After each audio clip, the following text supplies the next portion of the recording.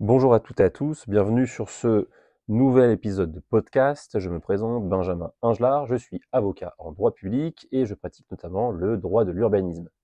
Vous pouvez me retrouver ainsi que mes collaborateurs sur nos bureaux de Paris, de Lyon, de Lille ou encore d'Arras.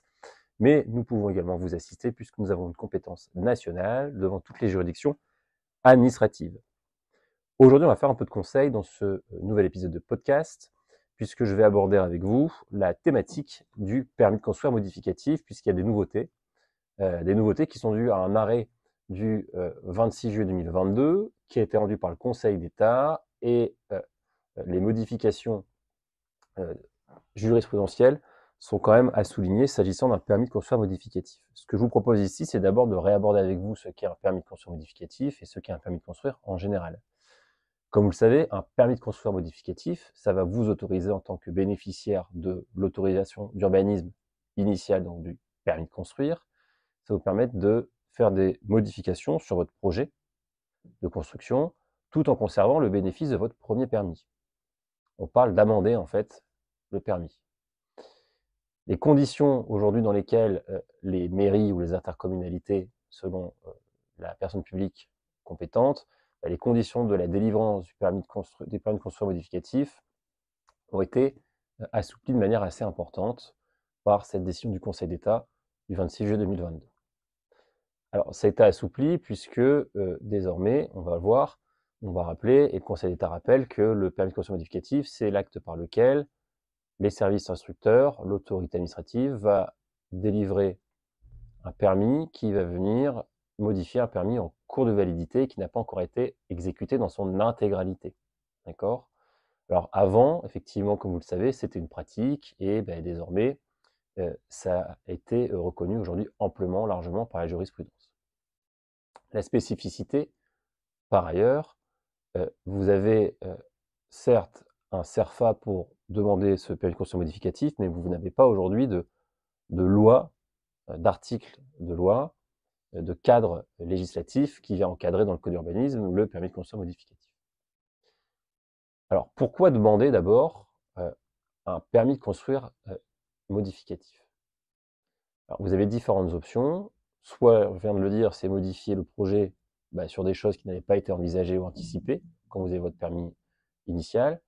Par exemple, vous allez changer des éléments en façade ou vous allez rajouter tout simplement une pièce ou augmenter la surface. L'autre point, ça c'est un point qui s'est développé énormément actuellement, c'est si vous avez un permis de construire, vous vous rendez compte dans le cadre d'un recours gracieux que votre permis est un peu brinque-ballant, tient pas forcément la route, vous avez peur que ce permis, s'il reste en l'état, soit annulé ou retiré, puisque, admettons, hypothèse A, vous avez un permis de construire, vous êtes destinataire d'un recours gracieux, vous vous rendez compte avec votre avocat que votre permis initial, il est un peu fragile. Dans ce cas-là, l'hypothèse, pour éviter de se prendre un arrêté de retrait du permis ou une annulation par le tribunal administratif et de devoir tout recommencer, c'est simplement de déposer un permis modificatif pour venir amender euh, ce permis initial et gommer un peu la fragilité de votre permis initial. En gros, c'est de gommer des illégalités sur des petits points à la marge. Pourquoi? Eh bien parce que ça, on l'a déjà dit dans précédents podcasts, c'est que la jurisprudence aujourd'hui, on admet largement que si votre permis initial est illégal au regard de dispositions légales ou par exemple du PLU, eh bien, vous pouvez tout à fait gommer cette illégalité, puisque, pour citer la jurisprudence, l'illégalité qui en résulte peut être régularisée par la délivrance d'un permis modificatif, dès lors que celui-ci assure le respect des règles de fond applicables au projet en cours, répond aux exigences de forme ou était précédé de l'exécution régulière de la ou des formalités qui avaient été omises. Donc ça, c'est le fameux avis du contentieux du Conseil d'État du 7 mars 2018. Important également de souligner sur les raisons pour lesquelles vous pouvez demander un permis modificatif. Vous pouvez par exemple encore régulariser par exemple sur le non-respect d'un point de réglementation du PLU que vous n'auriez pas pris en considération. Si vous avez des modifications de la réglementation en cours, vous pouvez simplement venir faire des modifications pour respecter cette modification. Alors, dans quel cas est-ce que, et dans quelles conditions, pardon, vous pouvez demander ce permis de construire modificatif? Là encore, c'est la jurisprudence qui est venue fixer les conditions dans lesquelles vous pouviez solliciter ce permis de construire modificatif, et ça a été affiné dans ce fameux arrêt du Conseil d'État du 26 juillet 2022, qui indique que l'autorité compétente, saisie d'une demande de permis modificatif, peut délivrer ce permis modificatif au titulaire d'un permis de construire en cours de validité, tant que la construction que ce permis autorise n'est pas achevée. C'est ce qu'on a vu tout à l'heure. Il faut que la construction soit toujours en cours. Et dès lors que les modifications envisagées n'apportent pas à ce projet un bouleversement tel qu'il en changerait la nature même. Ça, c'est très important. On l'a vu tout à l'heure en guise d'introduction. Ce que je vous indiquais, il faut amender à la marge. Alors, si on fait un permis modificatif qui bouleverse totalement l'économie du projet, bah, le risque est grand que ce permis modificatif soit vous soit refusé, ou soit, en cas de contestation, que ce permis modificatif soit tout simplement annulé par le juge administratif. Vous avez également d'autres conditions. Premièrement, donc, permis en cours de validité, on l'a vu, d'accord. Également, les travaux ne doivent pas être entièrement exécutés. Et en troisième lieu, c'est ce qu'on vient de voir, c'est la condition de ne pas apporter un bouleversement trop important, c'est-à-dire être amendé à la marge. Alors, aujourd'hui, on parle de bouleversement de nature à changer la nature même du permis initial. Au préalable, on va dire 2016-2018, on parlait de modification substantielle du projet.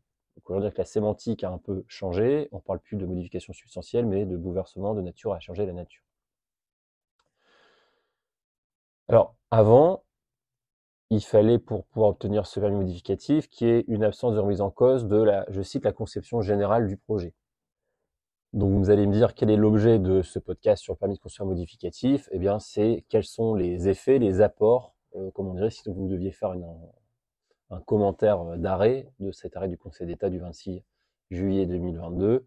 Eh bien, très concrètement, c'est qu'aujourd'hui, cette jurisprudence, elle offre des possibilités de modification de votre projet initial beaucoup plus étendues qu'avant.